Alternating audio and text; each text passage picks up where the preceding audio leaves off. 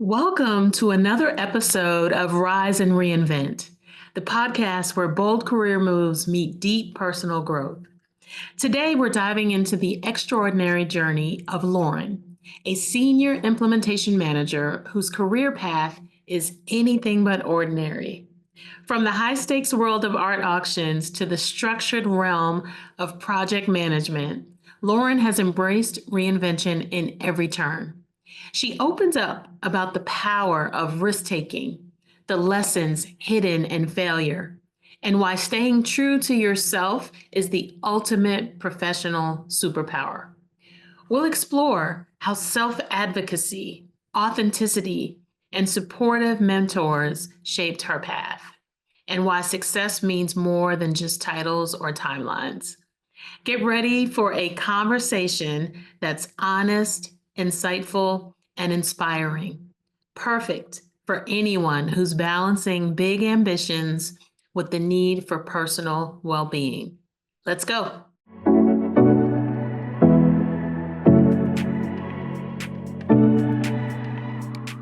Today, I am thrilled to welcome Lauren Abram. Lauren is a senior implementation manager and someone who truly redefines what's possible in their career and in life. Welcome, Lauren. Thanks, Nicole. Just happy to be here. Excited for that intro. Thanks. And I am happy to have you as well. So let's jump in. I want to first hear about your beginnings, right? I want to hear about you as an individual, not just your career, but you as an individual. How did your journey start and how did it help build you into the person you are today? All right. The beginning is my very favorite place to start. It's because, you can't get to where you're going until you start at the beginning. You got to go all the way back. I am from Oklahoma City originally, born and raised. Wound up, in quite a few places before I wound up here in Dallas, Texas. So close to home, but not quite. But I have, worked many different places. I have seen a lot of things, been on a lot of journeys, and that's led me to being who I am today. I like to say, I haven't changed much over the years. I've just grown and accumulated different, skills, different capabilities, different personality traits. But I'll start with a baseline sort of foundation for myself. I like to consider myself pretty funny, kind of a goofball. Definitely open to making myself look silly to make everybody else, laugh and, have a little bit of comfort there.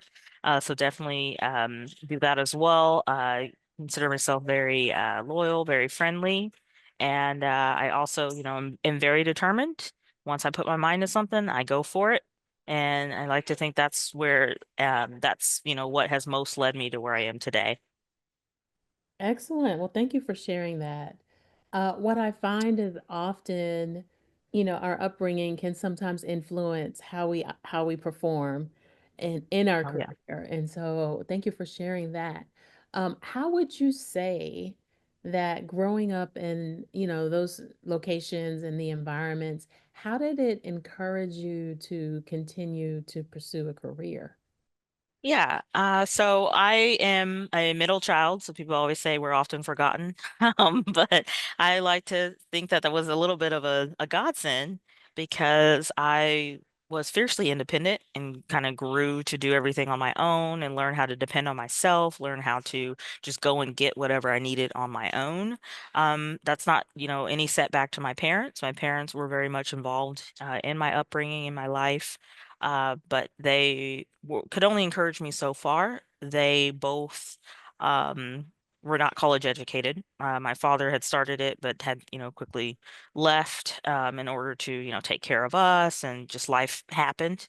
And so I was, strongly encouraged to get an education from the start. I was, pushed that direction, but I also had that drive to go get it myself as well and continue to kind of pull myself in that direction.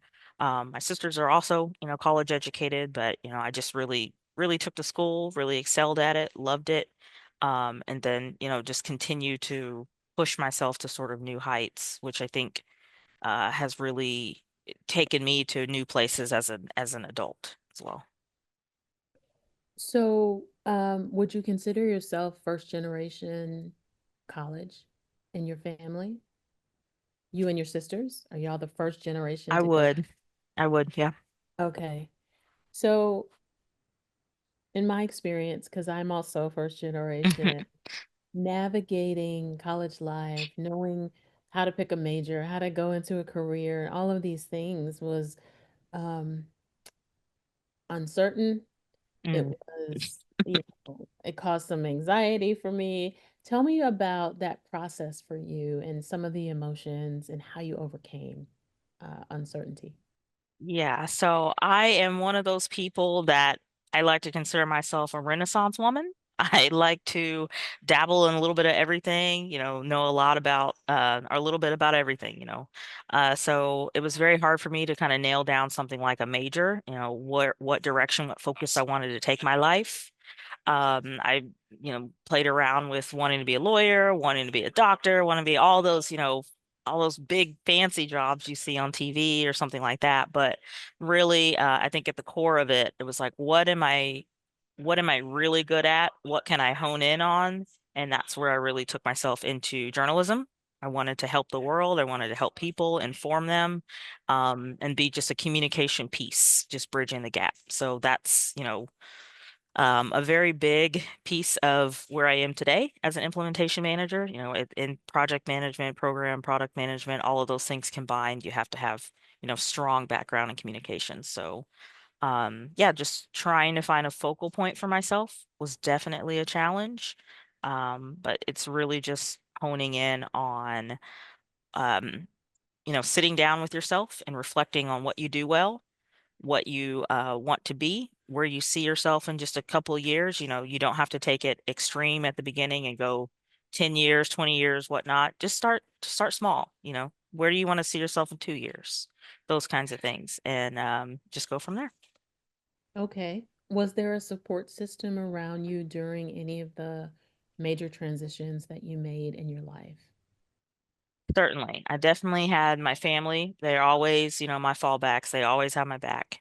I've had a good network of friends that were able to help me out. They weren't necessarily in my discipline, in my area, but they knew me as a person and they knew how, dedicated I was. And they said, you know what, we're going to continue to encourage you and push you forward. And I really couldn't have done it without that. It really does take a village to do anything in this life. Hmm. And so you just have to rely on your family, rely on your friends, rely on yourself, know yourself. So, at what point, either during or right after college, did you decide, okay, this is the career path I want to take? And what was that process, that thought process like? So I actually didn't really find my career path until after college. I went to school, went to the University of Oklahoma, got my degree in journalism. And, like I said, I thought I was going to help the world. I was going to be the next, I was going to be out there like Anderson Cooper or somebody. Hmm. And quickly figured out, maybe that wasn't exactly what I wanted to do. So I kind of had a little bit of just a little bit of a breakdown from, what I wanted to do, where I was going, all those kinds of things. It was a very confusing time once I graduated. And so I found an opportunity to go and travel the world. And I became an art auctioneer, a gallery director on a cruise ship. And so that's what I did for about a good 3 years or so, and went and traveled the world, met new people, just immersed myself in different cultures. And that's really, what helped me grow up a lot. And in that, sort of growth, I really continue to dig deep, ask myself questions. Who are you, Lauren? Who do you want to be? Where do you want to go? How do you see yourself, contributing to this world? And that's when I really started to hone in on, I'm very highly organized. I want to communicate. I, can connect XYZ together. And that's what really led me to the career path that I'm in now. So, would you say that taking that art auctioneer role on the cruise ship was a risk in your life? And if so, how do you navigate like this is a risk worth taking? versus something that may not be worth taking? I wish I could say I had all the answers to that. What was a risk and is it worth taking or whatnot? I wish there was something as simple as a risk log for life, which there is, just listening to yourself, as I mentioned. But yes, the cruise ships was certainly a risk.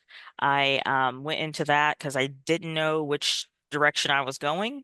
And I think I needed that at the time. It is, worthwhile to say take risks in your life because sometimes you don't know what you don't know, and you might need just a little push in a different direction to get there, to where you need to be. So I will say, cruise ships were a risk, but I'm glad I took it. I loved it. I took a leap of faith, and it absolutely allowed me both on a personal and a professional level to grow into who I am today. What what role did failure play in shaping the person that you are today? Oh, I mean, you have to have failures, and I've had failure after failure after failure.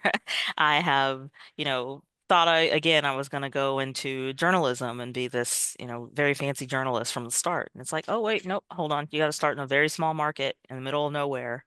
And so I think just, having that as a little bit of a failure. Working within the news industry and realizing, it wasn't all glitz and glam like I thought it was, certainly a failure on my part to really kind of anticipate, what was really needed, the grit that was needed to go and do that. Other failures I faced in life, working on the cruise ships, that was pure sales, basically. And I learned pretty quickly I was not good at sales. I am not a salesperson. Kudos to those people, but it's just not who I am as a person. And so, I wasn't a very successful salesperson. I was successful at teaching people, but not selling, and so that certainly did throw me through a loop a little bit. Coming out of school, coming out of an environment where I was always told that, "Oh, you're excelling at this, you're doing great, you're very gifted and whatnot," and going into an environment where all of a sudden you're the small fish, and all of a sudden you're the one that is having these mistakes and these little failures and whatnot. So I really had to kind of pull myself up from that. It would kind of tear away at me a little bit and eat away at me, hearing, you're not good enough, or you're not making those numbers, or you're not, accomplishing this. And Mhm. me, who is big into accomplishments, I saw that as, complete and total failure. What am I good for? What am I this or that? I started to have all that self-doubt. Mhm. And it really, once you get to that place, it's really hard to kind of peel that back and get back onto, where am I going to go from here? And I was able to do that. I had some setbacks along the way. I got, divorced. I had a really bad setback from that as well. And that's how I just kind of, found myself back in this area of the world, right place, right time. And I was able to really, dig into my community, dig into my roots, and pull myself back up and, you know, be a little bit of a success story, I'd like to say. So there's someone who's listening to this podcast in the moment and they feel like they're stuck, they're not good enough. They feel like they're maybe not even in the right career, they're not following their passion, they're doing something they don't want to do, and they're like, I don't know what to do. I don't How do I get out of this? How do I change my story to align with success? What advice would you have for them? I would say, as I've kind of followed up with looking inward at yourself and just really kind of focusing on where you see yourself, don't ha- you don't have to have the big picture right now. You don't have to have it all figured out for the next 5 years. You don't even have to have it all figured out for the next year. Take it little by little. Sometimes, getting out of bed in the morning and saying, look, I'm going to do this, this, and this week, and then I'm going to move towards this month, and then I'm going to move towards 6 months from now and a year from now. Just kind of growing and moving those goalposts Mhm. allows you to comfortably, find yourself within and grow within those goals. So I'd say this, start small. Set a goal for yourself. Where do you see yourself in, a month? where do you see yourself 3 months, 6 months, and then just continue from there. And, before you know it, you've got answers to a lot of things that maybe you wouldn't have zeroed in on in that one time, in that one space. That's great advice. Thank you so much for that advice. And I really hope it helps someone who's listening. Um, I wanted to talk about when you mentioned failure, you mentioned I learned, right? And so some Hmm. people say failure is tuition. Failure is my opportunity to learn what not to do moving forward or how to make a change or a pivot. Um, tell me tell me about a time um where you had the most unexpected lesson in your career journey. Ooh. Just asking me to remember all the times I've touched a hot stove. They say you only do it once and you keep going, but in your career, fortunately, you touch a lot of stoves. Mhm, mhm, Um, I would say part of a career setback for me would be when I worked at a small company mhm, called Trextel in Georgia. That's really kind of where I got started in the professional sense, in the professional corporate world, mhm, was at this company. And I started out in the call center. mhm, And being in the call center, I mean, for those of you who haven't worked in a call center, sometimes it can be grueling work.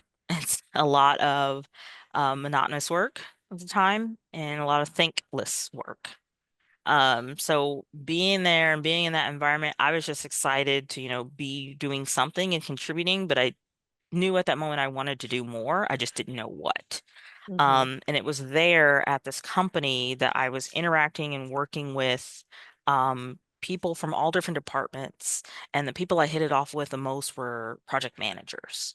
mhm, And I was like, I want to be a project manager. Maybe I could do that. I could see myself in those shoes. And talking to some of my friends, my coworkers in the call center, they're like, "Oh, you know what? You don't have the credentials for that. We're not fit for that. That's not where, our strengths lie, is in that department over there." Because it was a little bit of it was actually a quite a jump to move into that department. And so I took that as kind of a gut punch. It was a little bit of a setback, like, oh, well, these coworkers, these friends who know my work, they don't believe in me enough, to want to encourage me to go for that. And mhm, then, I didn't really have a ton of friends in Georgia. I didn't know, a lot of people, at least in a professional sense. So there was not really a lot of people I could reach out to and talk to about it. So I had to do a lot of internal work on that. And, coming back from like a gut punch like that is pretty difficult. Some people don't come back from that. But just, motivating yourself, saying you got to get out of bed and you've got to work towards something bigger, is really what drove me to work every day. I went to work. I started sitting down with various people, making friends with them, saying, look, what do I do to reach this goal? This is my goal. How do I reach that level? mhm, And I started listening to them. Mentorship, I would say, is your biggest way out of any failure that you hit. mhm, Find a good mentor, find somebody that has, maybe picked themselves up from a similar situation mhm. and follow that advice. You might not like it, but follow it. And I was able to do that, thankfully, and the rest is kind of history. I remember a learning lesson I received in my career was, everyone's not going to like you and Hmm. everyone's not going to advocate for you.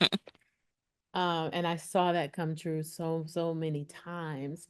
And like you said, coming out of it is okay, find the people that will advocate for you, find the people that will listen, find the people that will give you advice and listen. Absolutely. Yeah. Okay. If you could give advice to your younger self at the start of any major transition, because you've had a few of them, the start of any major transition, what would that advice be? All right, this one is A lot of people struggle with this question, I feel like sometimes, but I'll say this. Don't be afraid to be a squeaky wheel. Be vocal. Speak up. Say what you need to say and get to your point quickly. I'll say that to myself any day, at any point in my life, because that advice is so important. Everybody should know their voice matters, and everyone should know, when it comes to you, you are your number one advocate. You are your biggest fan. You have to be. So you Mhm. have to hype yourself up when you're talking to your boss, when you're talking to your coworkers, when you're talking to your friends, when you're talking to mentors or anyone in any space, any capacity. You are representing yourself and you have to be a good, you know, mouthpiece for yourself. And if you want something, say something, You have to, like I said, advocate for yourself and speak up, and that'll help you get to where you're trying to go. That'll at least paint the picture of where you're trying to go. It spreads the vision and it helps people get on board with that and align themselves with that. And like I said, it takes a village. So if the sooner they're aligned with the vision of where you're trying to go, Mhm. then everybody kind of gets on board with that and it just kind of helps it come true. Would you say, so what I'm hearing from you is it's important to find your authentic self Absolutely. and stay true to who you are, even through transition, through change, through reinvention. Yes. Okay. Uh, I think some people, we're especially in a corporate environment, sometimes, depending on who you are and where you came from, you assimilate to the people around you. You start to hmm behave in the ways that they do. You start to feel like you need to do that to fit in. And you're giving some really good strategies and tactics on how to do that while also staying authentic to who you are as a true person. Yeah, you should absolutely find ways to join in with, maybe it's the company culture, maybe it's the people around you. Obviously, there's going to be gives and takes. There's going to be things that you're learning. You're constantly learning and growing as a person. So yes, be your authentic self, but also be willing and open to grow, to change. Embrace that change. Embrace, the new you, because who I am today is certainly different from who I was, 10 years ago, 15 years ago. I'm different, but I'm the same at the same time because my core foundation is there. Hmm. So I will say, be you, be yourself, be authentic, but also, obviously you don't want to be difficult. You don't want to, refuse change. You don't want to be, the odd person out who the company or the people you work with are trying to move this way and you're moving a different way. You don't want to be that. And if you do want to be that, maybe that's not the right place for you. And maybe it's time to find somewhere else where you can go and you can be who you want to be at the same time. So those kind of tough conversations are worth having, with yourself as well. Um, but yeah, I would say be yourself, be authentic, but also, be open to change. Okay. What would you say is the biggest misconception people have about reinvention? The biggest misconception is it has to look like a movie. It has to look like I'm successful at the end of it all and I'm, looking back on a mount from a mountaintop and these are all my accomplishments and all this and that. Some people don't hit that level. Some people don't achieve that. But at the same time, if you've reinvented yourself, if you come up from the ashes, even if you were from, you had your last dollar in your pocket and you came back from that, that's a success story.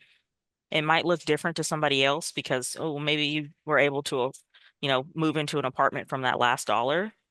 It's not a house, it's not a mansion, but it's something.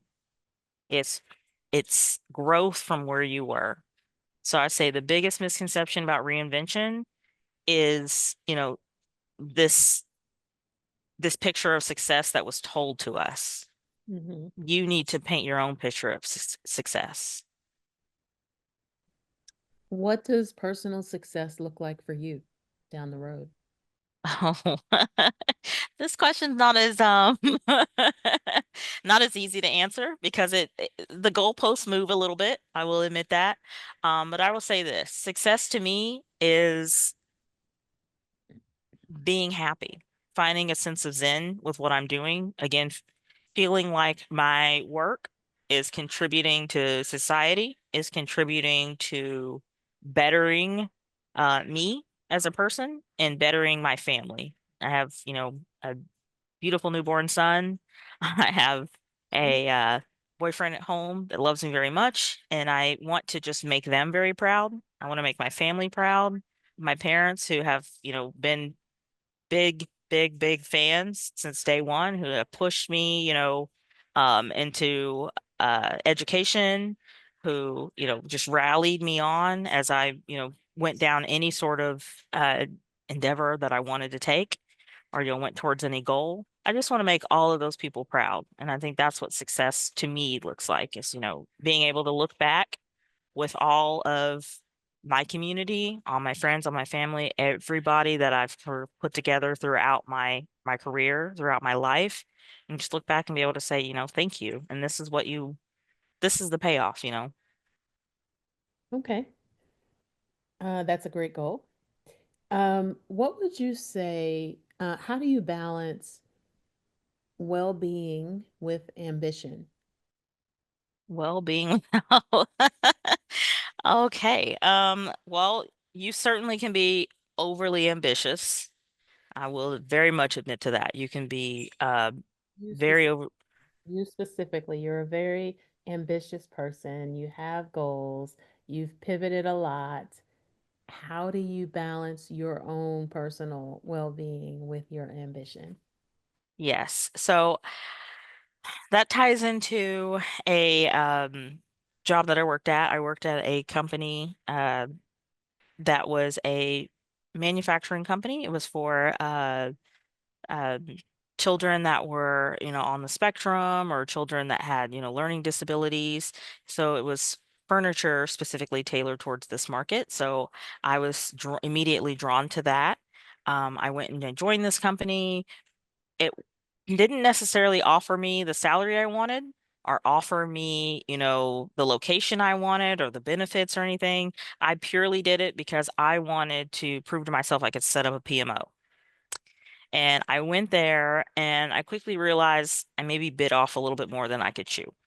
Mm-hmm. I was, very ambitious with going in and proving myself and proving to the world that I could do this and this and this and this without really spending the time to set the stage like I needed it to be.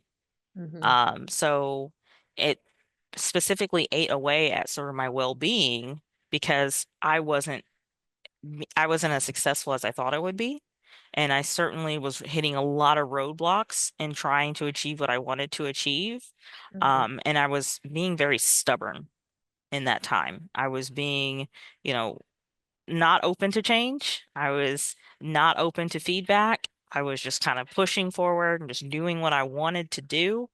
Mm-hmm. And it wasn't necessarily, for my well-being, for my professional or my personal well-being. So I mean, it was causing a lot of problems in my home life. It was causing a lot of problems with, my interactions with my coworkers, things like that. So, I really ended up having to kind of take a step back and realize, I bit off more than I can chew. Maybe it's time for me to, maybe sync up my goals with, where what I'm doing here and where I want to be. Okay. Um, Tell me about how you manage any stress in life and how you balance that with self-care. Self-care, stress. Yes. So when you're stressed out, which is very, very big in the project management world, when you're stressed out, you have to take a step back. You have to be willing to let everything go. Step back, like physically step back from your computer, step back from your building if you need to, go get in your car, whatever you need to do, and just breathe. Take yourself back, breathe, talk to yourself and say, look, I got to check in with me and just check in with yourself. Listen to music.